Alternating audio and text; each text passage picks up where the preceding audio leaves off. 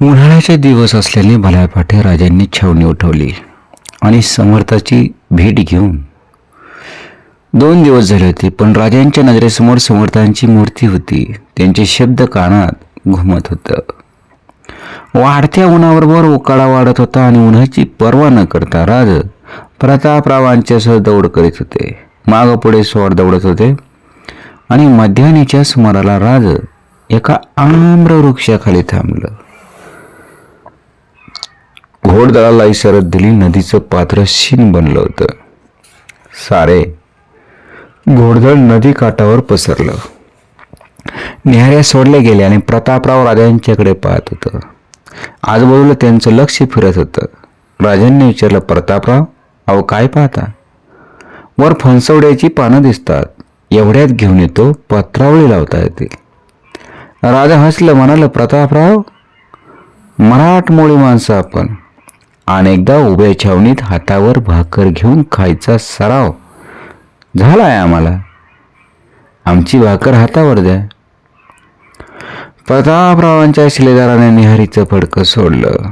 हिरव्या मिरच्यांवर खरडा, पांढरं कांद आणि भाकरी हा बेत पाहून राजा खुश झालं. राजांनी कांदा सोलून बुक्कीने दगडावर फोडला आणि खरडा घातलेली भाकरी हातावर घेतली. राजांच्या आग्रहाने प्रतापरावांनीही भाकरी घेतली आणि साऱ्यांच्या निहाऱ्या संपल्यावर ते नदीच्या पात्रात उतरले.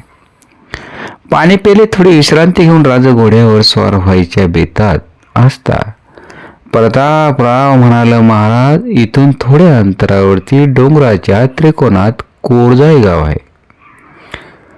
राजांना त्यांच्या बोलण्याचा रोख समजला नाही. प्रतापरावांनी म्हटलं, रामजी पागेराचं तेच गाव. इथलं रामजी पागेरा कनेरा गडावर नेमला. तेवढ्या लांब जायला तसा विश्वासू माणूस नजरेत येत नव्हता. त्याच मुलखातली माणसं किल्लेदार म्हणून नेमू नयेत अशी आज्ञा असल्यामुळं पागेऱ्याला तिकडे टाकलं. प्रतापराव, जाता जाता आपण वाडीवर थोडा वेळ थांबून जाऊ.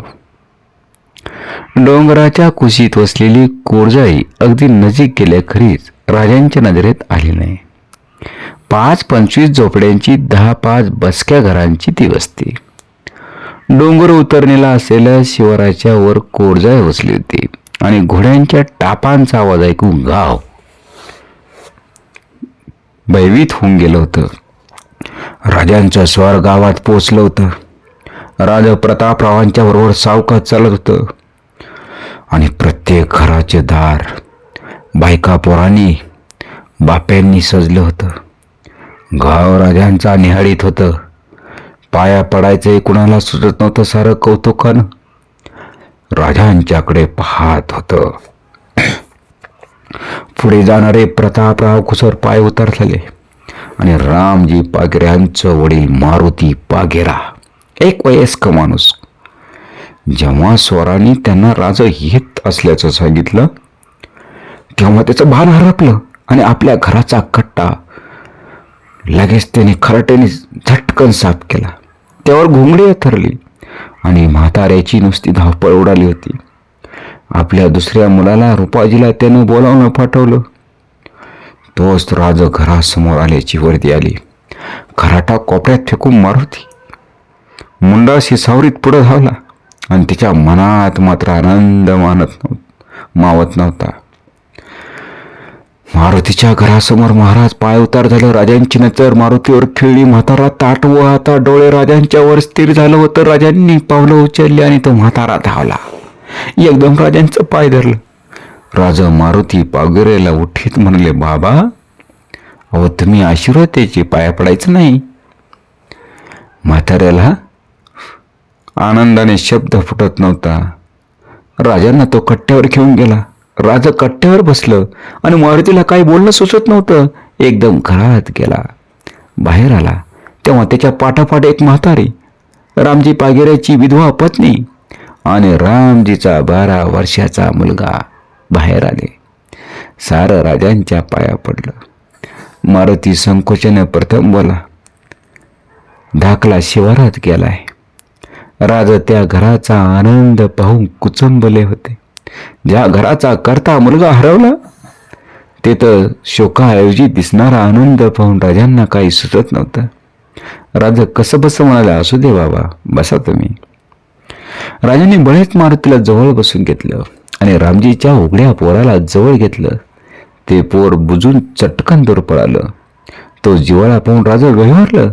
मारुती म्हणाला, आमचं नशीब थोर, म्हणून तुझं पाय ह्या गरीबाच्या घराला लागलं. राज, नाही हो बाबा, हे गरीबाचं घर नाही, छातीचा खोट खोलून दिलेर खानाला थोपविणाऱ्या रामजीचं हे घर. बाबा रडू नका. अरे नाही रे रडत राजा, मारुती डोळे पुशीत म्हणाला.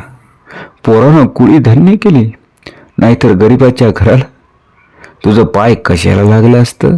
अरे तू आलास, गोंमड्यावर बसलास.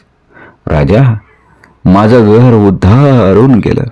राजा खिन्नपणे हसलं, म्हणाल, बाबा आमचं कसलं कौतुक, रामजी सारख्यांच्या जीवावर राज्य करीत मागे राहणारे आम्ही. मारुती त्या बोलाने कळवळा, नको राजा, अरे असं बोलूच नको. सारं तू मागं राहतोस म्हणून पोरं लढत्यात. कधी नाही तो मुलखात सण साजरा झाला. गोरगरिबांच्या तोंडात राग पडायची, ते 4 घास पडले. तू पुढे जाऊन गरिबांनी काय करायचं होतं. राजांना मारुतीचा रोग कळेना. त्यांनी विचारलं, आम्ही काय केलं बाबा. अरे काय केलं नाहीस ते विचार. हे पाटील, कुलकर्णी, देसाई, जागीरदार मुलखांचा जळवा ह्या येईल ते पीक घेऊन जाणार, आणि आम्ही रानच्या मेरुल्या उडकत पोट भरायची उमेदीत होतो. तवाची कहाणी काय. एटीसाठी एक डाव गाव बोलावलं होतं. मी मेलोच नाही तर 3 दिवस वाड्याच्या देवडीवर 2 जण माझं अंग चापकानं फोडत होते. अजून बी मला आलं तर अंग दुखत या. आणि आता ते सांगाय पाहिजे होय. समोरच्या दावणीला 2 बैल बांधले होते. तिकडे बोट दाखवीत मारुती म्हणाला, ती बैल कुठली. अरे तुझ्या सरकारातनं मिळाली ती. राज, शेतकऱ्याला जनावर मिळाले देणं नसलं तर पिकाला काय तोटा. 2 हिस्से घेतोय. मागितलंच तर 3 हिस्से बी आनंदानं देतील तुला. बाबा मला खूप मिळालं, जीवाला जीव देणारी माणसे भेटली, आणखी काय मिळवायचं. अरे तोच मारुतीचा दुसरा मुलगा रुपाजी आला. बलंदा शरीराचा, बापासारखा ताट असलेला रुपाजी. राजांच्या पाया पडला. म्हातारा म्हणाला, हा रुपाजी रामजीच्या पाठीवरचा. राजा उठत म्हणाले, बाबा येतो आम्ही.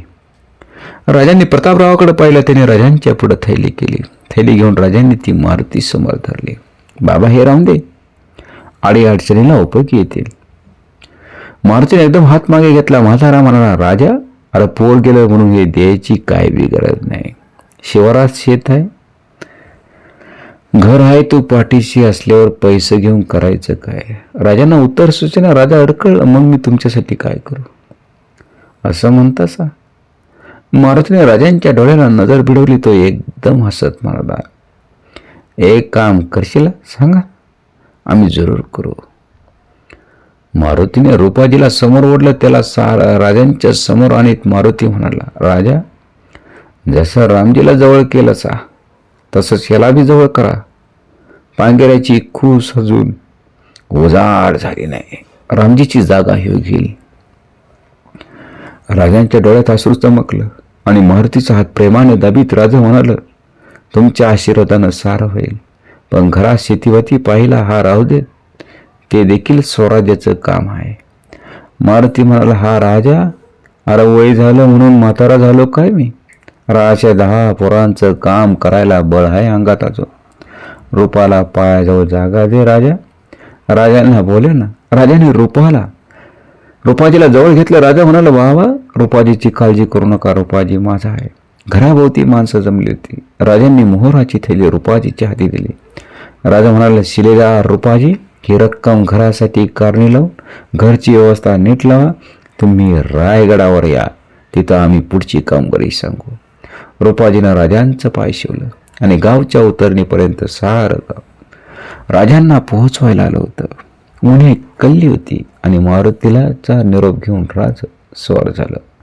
थोडं अंतर गेल्यावर राजा प्रतापरावांना म्हणाला, प्रतापराव, आज तुम्ही आम्हाला सोन्याचा दिवस दाखवला. आणि राज रामजी पागेरा यांच्या घरीत गेले आणि त्यांचे बंधू रूपाजी मात्र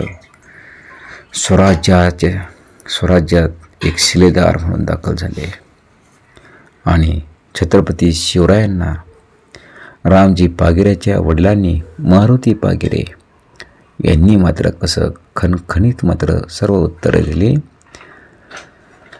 आणि त्या उत्तराने राजे मात्र भारावून गेले.